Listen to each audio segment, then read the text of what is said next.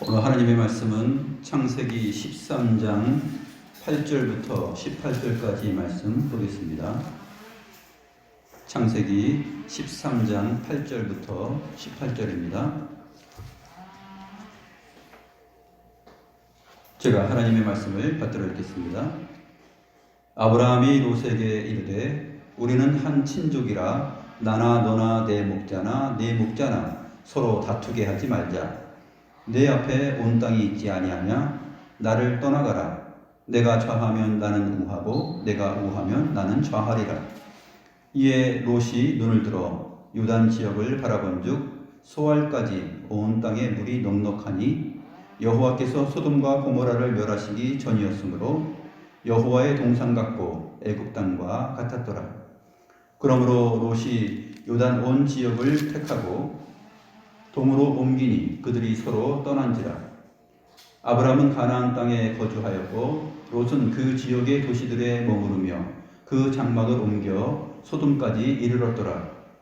소돔 사람은 여호와 앞에 악하며 큰 죄인이었더라. 롯이 아브라함을 떠난 후에 여호와께서 아브라함에게 이르시되 너는 눈을 들어 너 있는 곳에서 북쪽과 남쪽 그리고 동쪽과 서쪽을 바라보라. 보이는 땅을 내가 너와 내 자손에게 주리니 영원히 이르리라. 내가 내 자손이 땅의 티끌 같게 하리니 사람이 땅의 티끌을 능히 셀 수 있을진데 내 자손도 세리라. 너는 일어나 그 땅을 종과 행으로 두루 다녀보라. 내가 그것을 내게 주리라. 이에 아브라함이 장막을 옮겨 헤브론에 있는 마므레 상수리 수풀에 이르러 거주하며 거기서 여호와를 위하여 제단을 쌓았더라.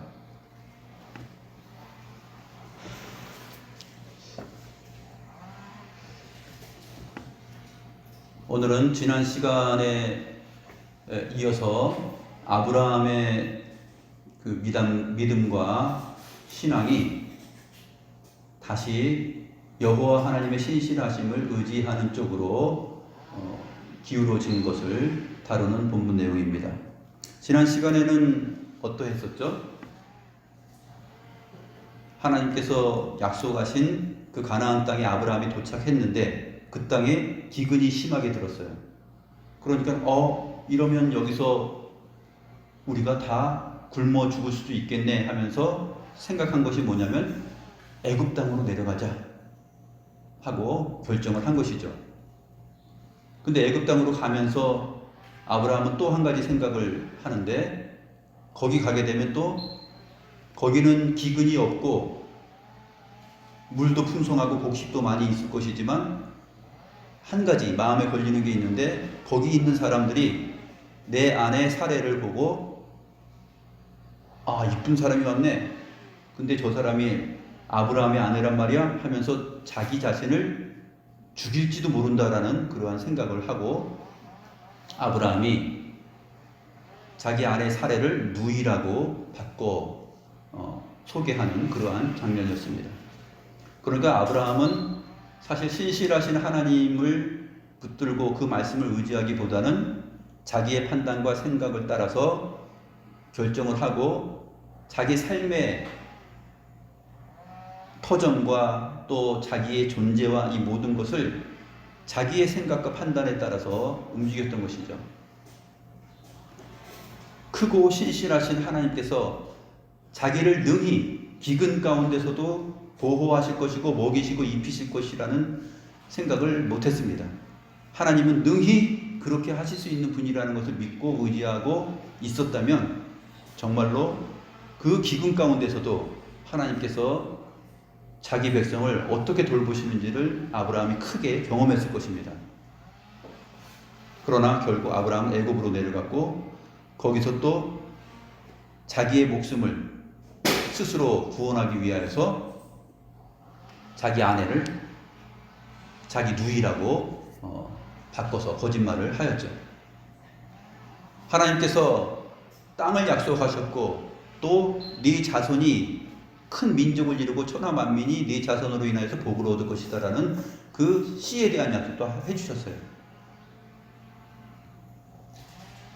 아브라함은 하나님께서 나에게 약속하신 그 모든 땅과 씨와 이 복의 내용이 이 기근으로 인하여서 없어질 것이고 또 애굽 사람들의 눈에 의해서 사례를 빼앗기게 되면 내가 그 씨를 낳을 수 없는 것이 아닌가 하는 그러한 얄팍한 생각을 하였던 것이죠.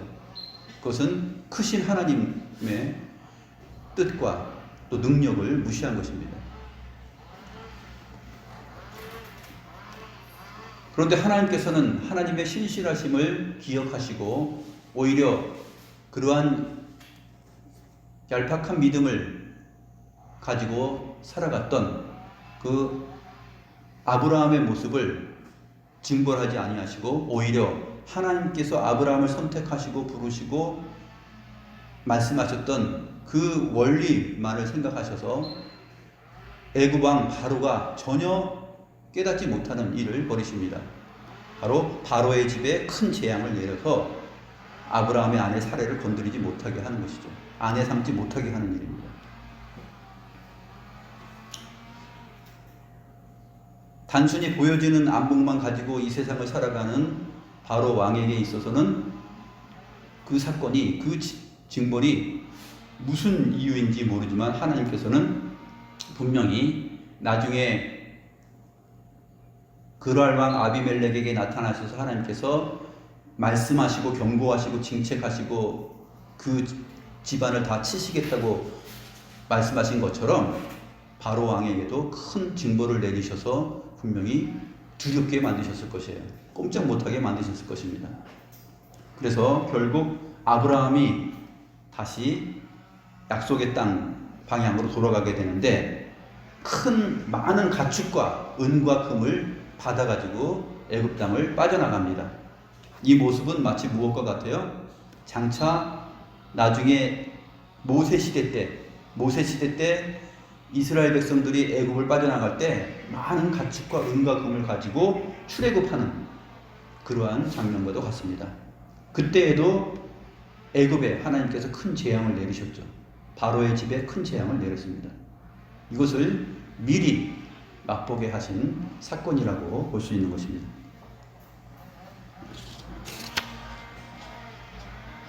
그래서 아브라함은 애굽을 떠나서 처음에 장막을 치고 여호와의 이름을 불렀던 곳 베델과 아이 사이에 있는 모래 상수리 나무 근처로 가서 거기에 거주하게 됩니다.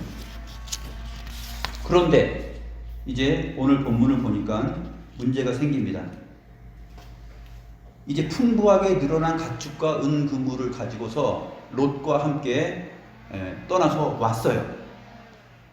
다시 처음에 하나님 앞에 여호와의 이름을 부르며 예배하였던 그 장소에 왔습니다.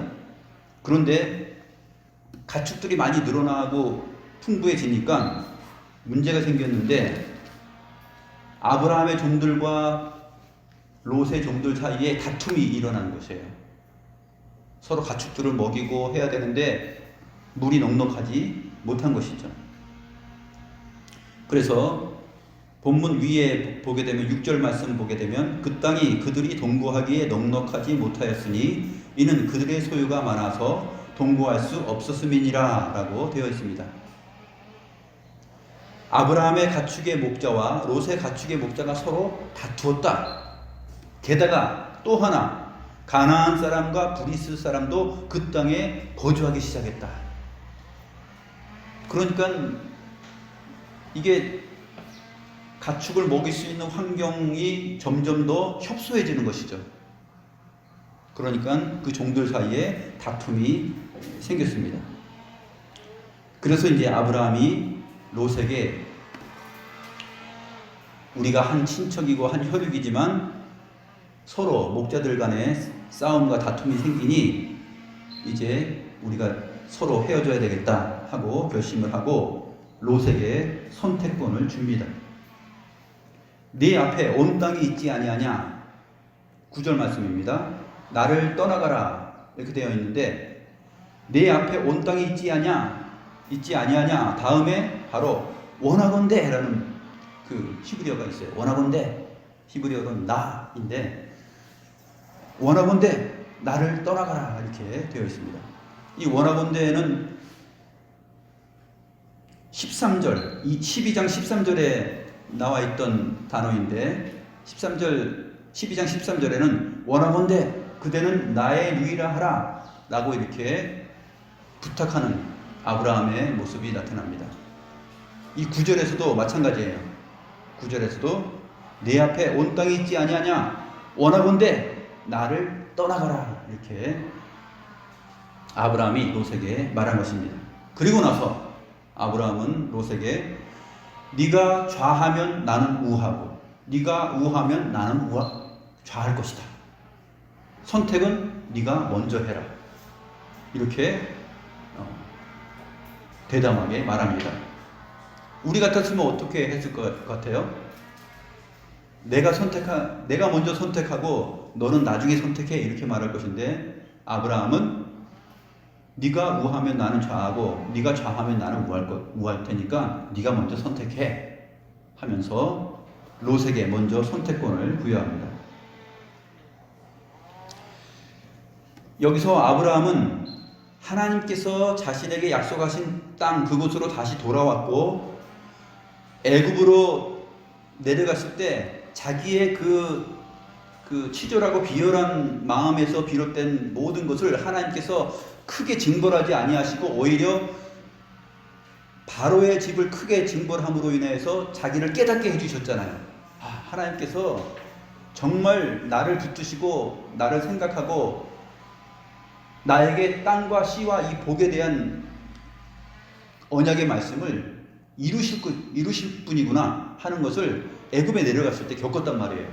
그러니까 이제는 아브라함이 정신을 차린 거예요. 정신을 차리고 롯에게 먼저 선택권을 주고 아브라함에게 말씀하시는 하나님의 그 말씀을 기다리는 것입니다. 내가 좌하면 나는 우하고 내가 우하면 나는 좌하리라. 여기서 좌우는 이제 고대 히브리인들에게 있어서 좌우 개념은 어디냐면 여러분들이 이스라엘 지도를 보게 되면 지중해가 있고 그 이스라엘 지도가 있지 않습니까? 그러면 좌우는 어디냐면 좌는 북쪽이에요. 우는 남쪽이에요. 그러니까 지중해가 여기 있으면 지중해를 등지고서 지중해 등쪽은 서쪽이고 지중해 앞쪽 그 메소포타미아 그쪽 방면으로는 동쪽이에요. 그래서 네가 좌하면 나는 우하고 네가 우하면 나는 좌할 것이다. 이렇게 말을 한 것입니다. 그래서 결국 롯이 선택을 하죠. 그래요? 그러면 내가 한번 살펴보죠 하면서 롯이 눈을 들어 요단 지역을 바라보았습니다. 여기 10절에 요단 지역을 바라보았다라고 되어 있는데 11절을 보면 그러므로 롯이 요단 온 지역을 택하고 라고 되어 있습니다. 요단 온 지역을 택하고 해서 요단 온 지역이 바로 10절에서도 똑같이 표현되어 있어요. 그래서 10절 말씀은 눈을 들어서 요단 온 지역을 모든 지역을 바라보았어요. 그리고 11절의 말씀처럼 요단 모든 지역을 택하였습니다. 요단 모든 지역을 바라본즉 소알까지 온 땅의 물이 넉넉하니 라고 표현됩니다. 소알은 어디냐면 이스라엘 팔레스타인 지도가 있으면은 사해에 있어요. 사해가 있는데 사해 맨 아래쪽 남단에 있는 지역이에요. 소알. 나중에 소돔과 고모라를 멸망하실 때 유황과 불이 떨어져서 멸망할 때 아브라함이 피하여서 소알까지 피하게 되죠. 그리고 나서 소알도 또 떠나게 됩니다. 그 소알이에요.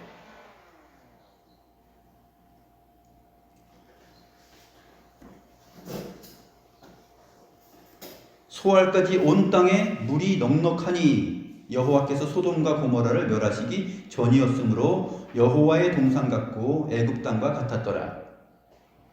제가 이스라엘을 가보진 못했어요. 가보진 못했는데 이 성경의 증거를 따르면은 이때 이 사해 근방 요단강 줄기가 쭉 내려오고 이제 사해가 형성되고 거기가 급격하게 고도가 떨어지면서 지중해 해면보다도 더 몇백 미터, 수백 미터가 떨어지지 않습니까?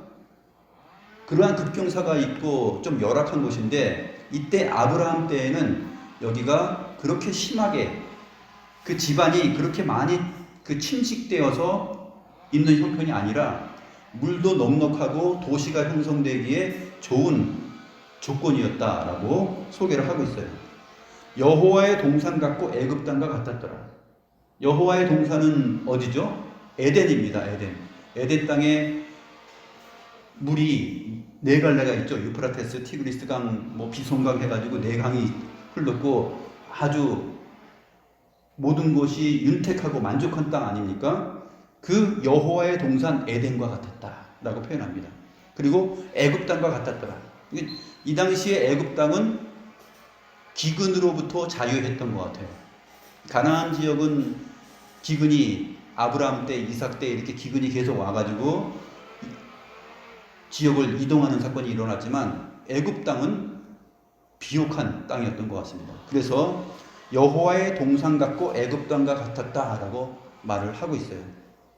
그러니까 아주 살기 좋은 곳이에요. 아주 각박하고 어려운 지역이 아닙니다. 이 지역이 심각하게 되는 경우는 이제 소돔과 고모라가 멸망하면서 유황불이 떨어지고 그 뒤로 더 집안이 더 침식되었다, 가라앉았다라고 역사학자들은 보고 있어요.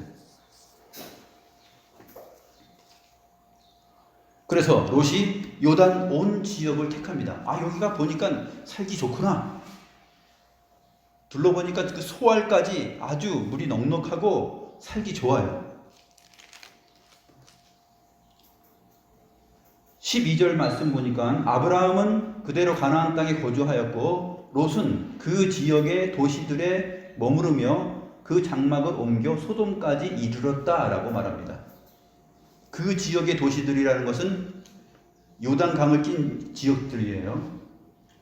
요단강 위로 길갈인데 길갈도 역시 비탈길이죠. 그 길갈 아래쪽 요단강 줄기에서부터 시작해서 강을 따라서 형성된 당시의 고대 도시들입니다.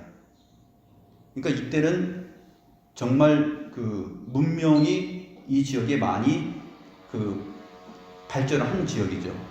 바벨탑 이후에 사람들이 흩어져서 살면서 이 지역에 사람들이 와서 거하면서 나름대로 물이 넉넉하고 살기 좋은 곳에 정착하여서 도시들이 막 형성되어 있어요. 그래서 나중에 14장에 보게 되면 14장 2절을 보게 되면 소돔 왕 베라와 고모라 왕 비르사와 아드마 왕 시납과 스보임 왕 세메벨과 벨라 곧 소알 왕과 싸우니라 라는 말이 있는데, 이 소돔 지역의 5 큰 고대 도시들이 이 요단강 온 지역을 따라서 이렇게 형성이 되었습니다. 롯이 바로 그 도시들을 중심으로 해서 이동을 하는 거예요. 그 도시들에 머무르며 결국 어디까지 가냐면 소돔까지 이르렀습니다. 그런데 하나님께서 말씀하시는 거 13절을 보세요. 소돔 사람은 여호와 앞에 악하며 큰 죄인이었더라. 소돔 사람들은 여호와 앞에서 악하게 살아갔고 큰 죄인이었어요. 그러니까 하나님을 의지하고 하나님을 생각하고 하나님의 말씀을 따라서 사는 자들이 아니라 자기 생각대로 하나님 없이 살아가는 사람들이에요. 나중에 소돔 땅에서 고통받는 롯의 상황을 보면 그것을 알게 되죠. 그리고 남자가 남자를 더불어서 그 성적 행위를 하려고 하는 그 소돔, 그러한 타락의 내용들이 소개됩니다.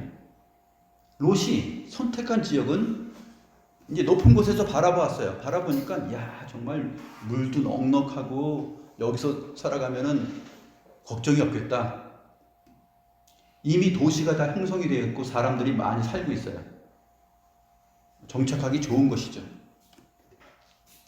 여호와의 동산 같고 애굽 땅과 같아 보였습니다. 마치 하와가 뱀의 유혹을 받아서 이 나무 열매를 따먹으면 내 눈이 밝아져서 영생, 하나님처럼 되겠구나 하는 그런 유혹을 받은 것처럼 롯도 이 지역을 눈으로 보니까 야, 정말 이것이 여호와의 동산이다 라고 생각하는 거예요. 이제 걱정 없이 살 수 있다. 근데 그 도시들이 문제가 심각하고 소돔에 이르렀을 때 여호와 앞에 악하고 큰 죄인들이었다라는 것을 생각하지 못하고 자기와 또 자기 아내와 가족들을 또 종들을 이끌고 그것을 거주 지역으로 결정을 합니다. 이 문제가 이제 심각한 거죠. 우리는 여기서 생각을 해야 되는데 아브라함은 지금 자기가 처음에 여호와의 이름을 부르던 곳에서 여호와의 말씀이 나에게 무엇라고 더 말씀하시는가 기다리면서 롯에게 먼저 선택권을 주고 기다립니다. 다시 돌아온 믿음이죠.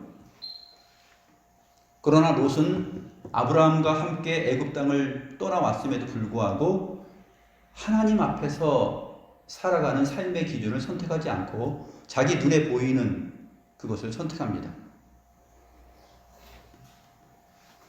제가 가끔가다 자주 보는 TV 프로그램이 있어요. 구해줘 홈즈라고 있어요. 구해줘 홈즈.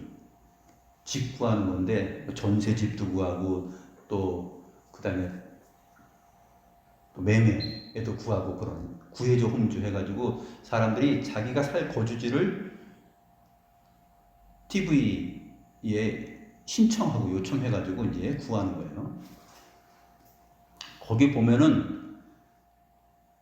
사람들이 어떤 것을 선택하냐면 요즘은 인프라가 좋은 곳을 삶의 거주지로 선택을 합니다. 거기엔 병원도 가까이 있어야 되고 학교도 가까이 있어야 되고 또 도로도 편해야 되고 그 다음에 거기는 맛집도 있어야 되고 편의점도 가까이 있어야 되고 마트도 가까워야 되고 아이들 유치원도 가까워야 되고 하여튼 모든 것이 다 좋아야 돼. 공원, 산책로도 다 있어야 되고 전철, 지하철역도 가까이 있어야 됩니다. 그래서 역세권, 그다음에 편세권, 편의점이 가까운, 편의점이 잘 형성되어 있는 거, 편세권, 맛세권, 맛집이 다양하게 이렇게 근처에 다 형성되어 있는 거. 맛세권, 뭐 편세권, 역세권, 그다음에 뷰는 뭐 강뷰, 호수뷰, 그다음에 산뷰 해가지고 뭐 그 뷰들을 다 설정하고 하여튼 그래가지고 그곳에 그 인프라가 잘 구축되어 있는 것 거기에 자기들이 계산한 그 액수의 집을 구해주는 거예요. 아주 흥미롭게 재밌게 보는데 이 롯이 바로 이 인프라, 세상적 안목의 인프라가 잘 되어 있는 곳을 선택한 것이에요. 이미 요단강 줄기를 따라서 물이 넉넉하고 거기에 도시들이 형성되어 있어서 여기 가게 되면 우리 아이들도 학교 생활 잘하겠고 하여튼 모든 것이 다 조건이 갖추어졌네. 편의점도 가깝고 다 좋구나.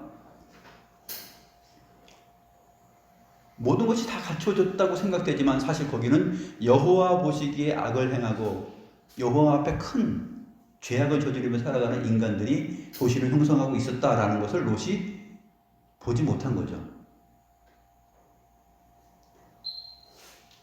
우리 신앙인들에게 이 말씀이 오늘 우리들에게 주는 교훈은 무엇일까요?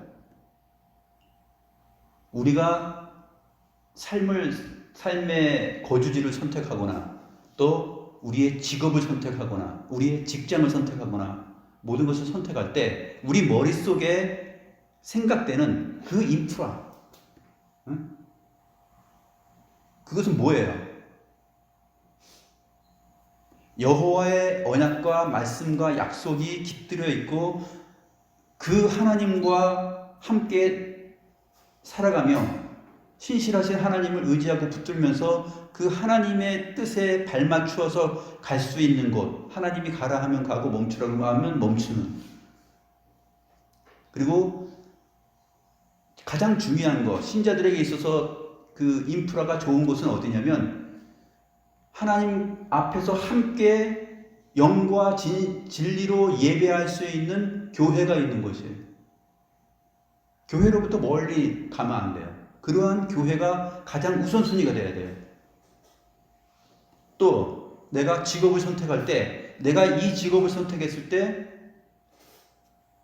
뭐 돈을 많이 벌고 나중에 내가 계획한 대로 무엇을 할 수 있다, 그것보다는 더 중요한 건 뭐냐면, 내가 매 주일 하나님 앞에서 주의 백성들과 함께 모여서 기쁨과 즐거움으로 예배하고 교제할 수 있는가? 내가 이 직업을 선택했을 때 이것을 내가 유지할 수 있는가?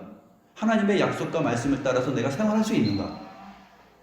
이게 우리들에게 있어서 가장 좋은 인프라예요. 다른 것들은 부족해 보이고 다른 것들은 불편해 보이더라도 우리 신앙인들에게 있어서 무엇이 나에게 가장 좋고 적절한 인프라인가? 그것을 보면서 우리의 삶의 거주 지역, 우리의 직업, 그 다음에 직장, 이러한 것들을 다 생각을 하는 거예요. 우리 가온이하고 이든이가 있는데, 가온이하고 이든이는 앞으로 뭐가 될 수 있을까? 또 어떤 직업을 선택하고 어떤 직장을 가지며 어떻게 가정생활을 해나갈 것인가 했을 때 가장 좋은 것은 뭘까요? 로처럼 딱 보니까 살기 좋다. 여기 뭐 죄송합니다.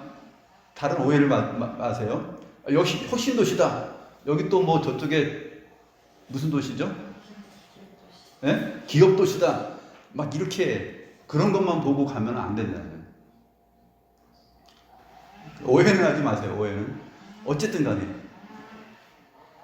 내가 하나님 앞에서 하나님의 말씀을 의지하고 그 말씀을 따라서 신실하게 예배하면서 내가 월급이 좀 적더라도 내가 이 직장과 이 직업을 선택했을 때 교우들과 함께 기쁨의 교제를 하고 예배를 할 수 있고 하는 그러한 교회가 있다면 그 지역에서 살면서 가정생활을 하고 또 나의 삶을 진행하고 자녀들을 양육하고 그러는 거예요.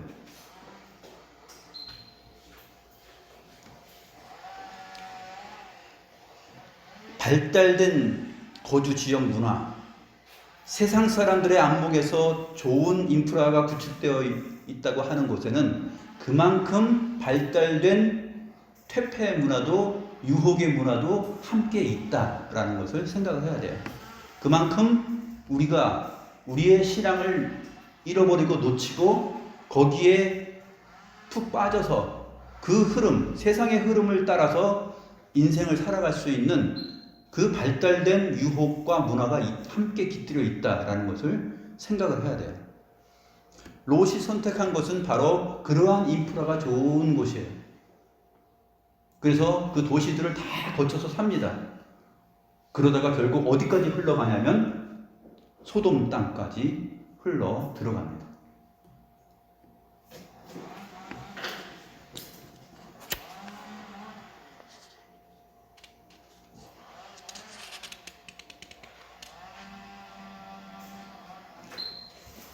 맹자 엄마가 자기 자식을 키울 때 무덤 근처 그런 곳에서 키우다 보니까 맨날 곡하는 소리 듣고 그거 따라하고 그러니까 또 시장으로 옮기고 시장에 옮기니까 또 시장에서 물건 팔고 장사하는 소리나 따라하고 그러니까 또 나중에 학교 배울 수 있는 곳 그쪽으로 옮겼다 그러죠. 그래서 우리가 정말 나와 내 가족과 내 자녀들이 함께 자랄 수 있는 곳이 좋은 인프라가 구축된 곳이 어딘가 했을 때 그것은 가장 중요하게 볼 것이 무엇이냐면 교회 중심의 생활을 하는 거예요. 그것을 기준으로 하여서 나의 직업과 직장과 모든 것을 결정하는 겁니다. 그것이 가장 지혜로운 거예요. 그것이 설사 외부적으로 보이는, 겉으로 보이는 환경에 물이 넉넉하고 정말 좋은 도시가 형성되어서 그 요단강 줄기를 바라보고 살아갈 수 있는 좋은 터전이 아니라 할지라도 산과 골짜기에서 살아간다 할지라도 그것이 결코 진정한 의미의 결핍이 아닙니다. 세상적으로는 결핍돼 보이지만 사실은 하나님 앞에서 그것이 여호와의 동산이요 또 넉넉한 지역입니다. 그것을 알고 우리 이든이 강원이도 앞으로 그런 것들을 잘 생각하면서 공부하고 또 내가 어떤 직업을 선택할 것인가. 이든이는 또 곤충에 대해서도 관심도 많고 그러니까 그런 거 하면서 이런 거 하면서 연구하면서 하다 보면은 신앙생활도 잘하고 교회 생활도 열심히 잘할 수 있겠구나 하는 것을 갖고 살아야 돼요. 근데 내가 무엇을 선택했을 때 그것이 하나님 앞에 예배하고 함께 생활하는 것을 잃어버릴 직업이다. 자주 주일날 빠지게 되는 직업이다 그러면은 그 직업은 월급이 많고 자기가 좀 흥미가 있어도 그 직업은 선택하지 않는 거예요. 않고 오히려 하나님 앞에 함께 예배하며 신앙생활을 잘할 수 있는 그러한 직업을 선택하는 것입니다.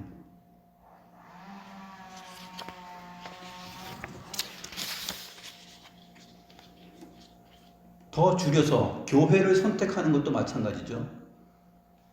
교회를 선택하는 것도 교회가 큰 건물을 지어놓고 그 자체 안에 카페도 있고 또 체육시설도 갖추고 또 수영장도 갖추고 모든 시설들을 조건들을 다 완비해 놓아서 언제든지 거기 가면은 풍요롭게 생활할 수 있다. 그래서 그것이 교회의 진정한 인프라는 아니죠. 교회적 인프라는 무엇입니까? 하나님의 말씀이 신실하게 강설되고 선포되는 그 메시지가 있는가 하는 것. 가장 그 첫 번째. 그것을 따라서 주의 거룩한 성례가 진행되며 그 성례의 진행 속에서 정말 유기적이고 유기체적인 그러한 형제 자매됨을 우리가 만끽하고 있는가 하는 것. 하나님의 말씀을 어기고 떠나는 그러한 삶에 대하여서는 언제든지 하나님의 말씀으로 징계와 징책을 받고 권징을 받을 수 있는 교회인가? 이것을 생각해야 돼요. 그런데 현대 기독 신자들은 이러한 인프라는 거북합니다. 왜? 자기의 생활이 교회 목회자나 다른 성도들로 인하여서 크게 관심받고 싶지를 않아요. 자기가 예배 편하게 나올 수 있을 때, 자기가 나올 수 있을 때 나오고, 자기가 못 나올 수 있는 상황이면 그냥 쉽게 편하게 빠질 수 있는 교회. 그것 갖고 흠잡고, 그것 갖고 권징하고, 야단치지 않는 교회. 아주 편한 교회. 그렇죠? 그 대신에는 누가 너 어디 교회 다녀? 라고 물어보면은 그래 나 이 정도 교회 다녀 하면서 우리 교회 건물은 한 4층 5층이야. 가면은 카페 잘 돼 있지, 뭐 시설 잘 돼 있지, 좋아. 사람들도 많이 있으니까. 사람들 많이 있으면 교회의 격이 높은 것처럼. 그게 교회적 인프라에 대한 오늘날 사람들의 생각과 기준이에요.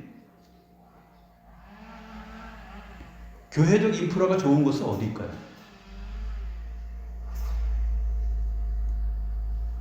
그런 것들을 생각하면서 선택을 해야 됩니다. 롯은 세상적 안목으로 볼 때 좋은 인프라가 구축되어 있는 그 요단 지역의 도시들, 그 지역을 따라서 중심으로 해서 이곳저곳 살다가 결국 소돔 땅에까지 이르게 되었다라고 말씀하고 있습니다. 우리는 13절 말씀, 소돔 사람은 여호와 앞에 악하며 큰 죄인이었더라 라는 이 말씀을 굉장히 눈여겨보아야 됩니다. 그리고 롯이 결국 여기까지 이동하게 되었을 때 그 마음 속에, 그 생각 속에 형성되어 있는 삶의 질과 자기 가족 전체를 이끌고 나아가는 그 라이프 스타일, 그 기준, 그것이 어떠했는지 그거를 생각해야 돼요.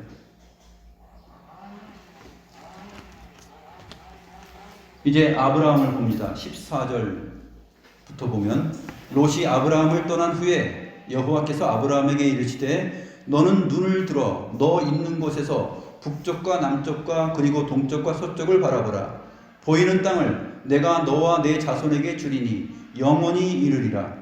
내가 내 자손이 땅에 티끌 같게 하리니 사람이 땅의 티끌을 능히 셀 수 있을진데 내 자손도 세리라. 땅의 티끌을 사람들이 셀 수 있을까요? 셀 수 없죠.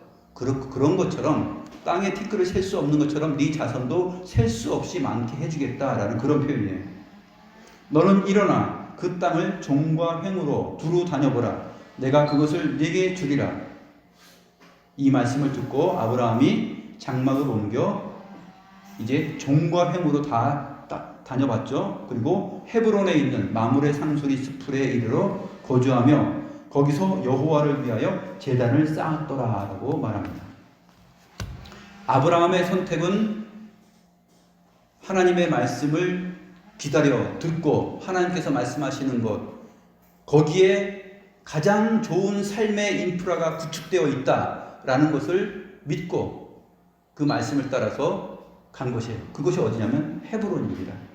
베델과 아이 그 사해보다 이 좀 북쪽에 이렇게 예루살렘 그쪽에 가까이 있었다면 거기에서 남쪽으로 내려가서 헤브론 땅에 마므레 수풀에 가서 여호와의 이름을 부르고 제단을 쌓고 거기서 하나님을 예배하였다라는 것으로 아브라함의 선택은 맞춰집니다. 롯의 선택과 아브라함의 선택이 이렇게 차이가 나요.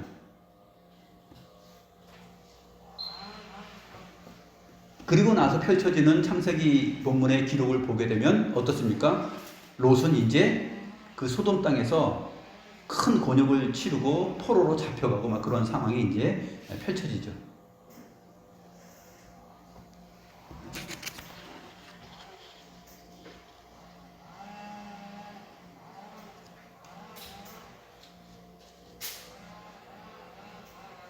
일반적인 우리의 삶에 있어서 우리의 거주 지역과 모든 생활권, 그 생활권을 생각했을 때 진정한 좋은 인프라 구축이 형성되어 있는 살기 좋은 것은 어디일까? 그거는 주의 말씀을 따라 주의 몸된 교회를 잘 이루면서 신앙생활하며 세상적 원리와 또 악에 물들지 않고 주의 몸된 교회를 잘 이루면서 복되게 살아갈 수 있는 것, 그것을 선택하는 것. 그것을 자기만 선택할 뿐 아니라 자기와 함께하는 모든 가족들, 식구들에게 그것을 소개하고 알리고 항상 그렇게 하도록 해야 됩니다.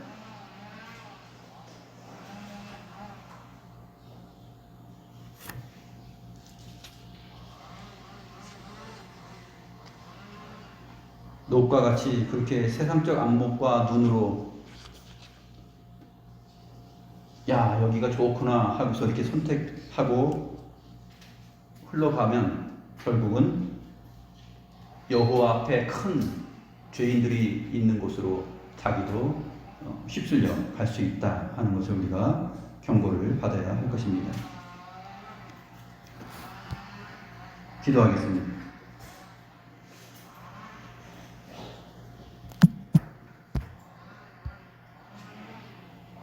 거룩하신 하나님 아버지, 우리들의 일상의 삶에 늘 하나님의 말씀과 언약이 반영되어 하나님이 기뻐하실 주거지와 직업과 삶을 선택할 수 있는 그러한 지혜와 은혜를 허락하여 주시옵소서.